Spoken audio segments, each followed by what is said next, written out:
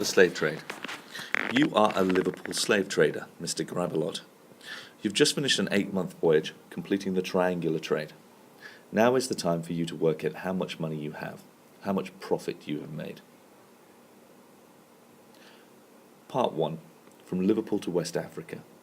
Before your voyage began in Liverpool, you bought cheap British goods manufactured in the new factories of the Industrial Revolution to sell in West Africa. You bought cloth for £1,000, iron for £1,000, guns for £1,000, and gin for £500. Money also had to be raised for the crew's wages and food.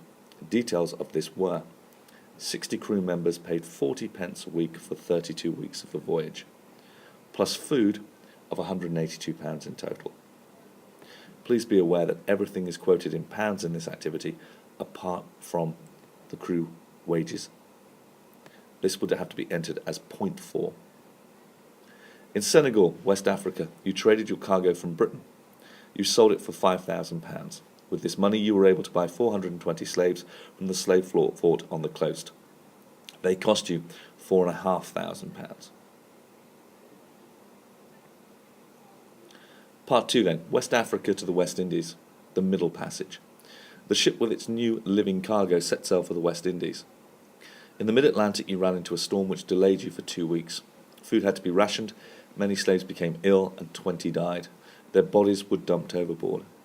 Eventually the ship arrived in Kingston, Jamaica. The slaves were put ashore, fattened up, ready for auction.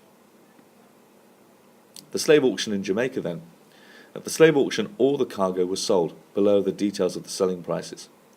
150 prime hands, that is the best slaves, sold for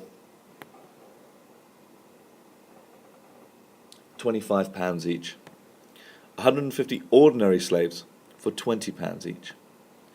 50 women for £15 each, and 50 children for £10 each. The plentiful and cheap plantation crops from Jamaica were now bought to take back to Britain. You bought cotton for £1,000, rum for £800, sugar for £500, and coffee for £1,000. You now journey back to Liverpool. After a month, you arrive in Liverpool. You pay £250 import duty, but sold your cargo to a local merchant at a handsome profit. Details of the sale were: the cotton was shifted for £1,500, the rum for £1,000, sugar for £700, and the coffee for £1,800. Mr. Grabalot put his ship back into the dock for repairs, ready for the next voyage, costing him £1,500.